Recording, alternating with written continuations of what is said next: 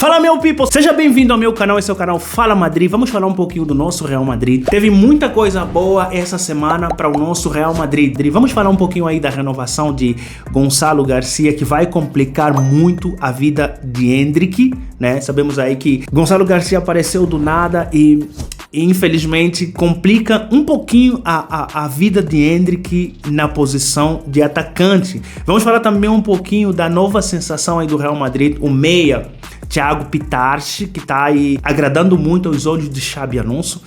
Vamos falar um pouquinho também das novas atualizações de jogadores do Real Madrid chegando, se juntando aí ao time principal. Se você quiser saber mais sobre o nosso Real Madrid, tudo que aconteceu essa semana no Real Madrid, só vem.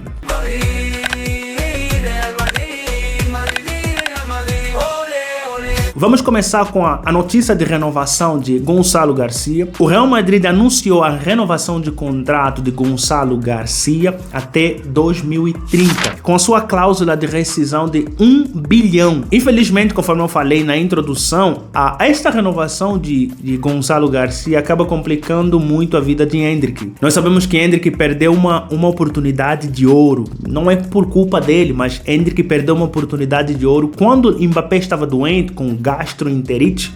Seria a oportunidade de ouro de Endrick, que infelizmente o azar bateu a porta de Endrick, ele estava lesionado e aí surgiu Gonçalo Garcia, que ocupou muito bem esta posição no Mundial de Clube, sendo também eleito aí o Bota de Ouro, né, onde fez 4 gols, saiu o maior marcador, elevando ainda mais esse status de goleador. É um jogador que recebe muitos elogios na Espanha, tá? O pessoal fala que ele tem um faro de gol muito bom e infelizmente é mais uma concorrência aí na fila para Endrick, tá? É um jogador que já ficou na sombra de Mbappé quase a temporada toda. Essa aparição repentina de Gonçalo Garcia acaba complicando um pouquinho a situação de Endrick, né? Quando nós falamos de Endrick, estava se falando aí de num possível empréstimo, né, por Real Sociedade, ele e Lucas Vázquez.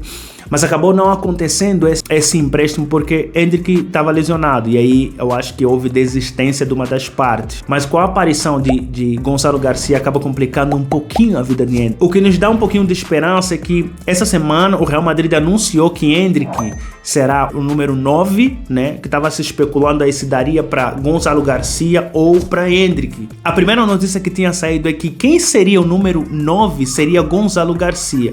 Mas, segundo informações de alguns jornais da Espanha, disseram que no último minuto, nas últimas horas, teve uma discussão interna dentro do próprio Real Madrid que decidiram que Endrick ficaria com a número 9. Foi uma decisão de última hora mesmo. E isso fez com que muita gente especulasse que Endrick vai permanecer no time principal, não mais vai ser emprestado. Mas é um capítulo aí que a gente tem que acompanhar, vamos ver como é que vai ser, e já foi definido então, se Endrick vai ficar com a número 9, Gonçalo Garcia, que foi anunciado, vai ficar com a número 16. Nós podemos até pensar que Real Madrid não precisa de atacante, porque está bem servido do ponto de vista de atacante, né? Do ponto de vista de jogadores que atuam no ataque. Realmente, Real Madrid está muito bem servido nesse ponto.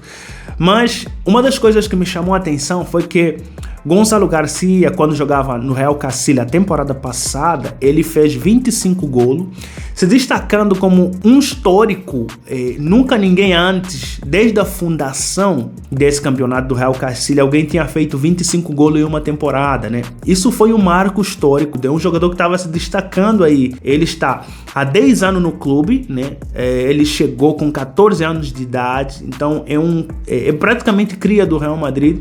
Só que na temporada passada ele se destacou muito, então o Real Madrid apressou-se em fazer a renovação do seu contrato e colocando uma cláusula aí de 1 bilhão de euros. Não se sabe ainda se ele vai permanecer aí no time principal ou o Real Madrid está apenas usando uma estratégia de contratar esse jogador para valorizar, né? Nós sabemos que um jogador no time principal, ele na hora de ser vendido ou se for vendido, ele vale muito mais do que no Real Castilla. Talvez seja essa uma estratégia estratégia que o Real Madrid está usando aí, ou talvez posteriormente esse jogador vai brilhar aí no time principal, mas vamos ver o desenrolar dessa história.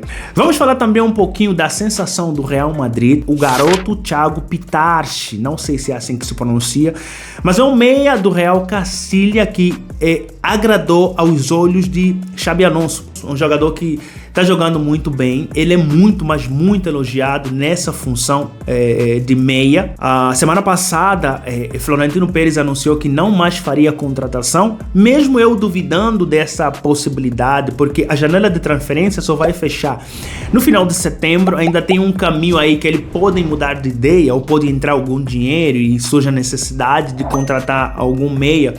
Mas quando anunciado essa possibilidade de não mais ter contratação no elenco principal, Xabi Alonso olhou obrigatoriamente nas categorias de base, onde enxergou o Thiago Pitarch, que é um jogador que já foi enquadrado aí no time principal, já tá treinando, já tá fazendo a pré-temporada com o time principal e ganhando minutos de jogo. E se ele for muito bem aí, tá? Quem sabe pode ser inscrito aí na La Liga no time principal.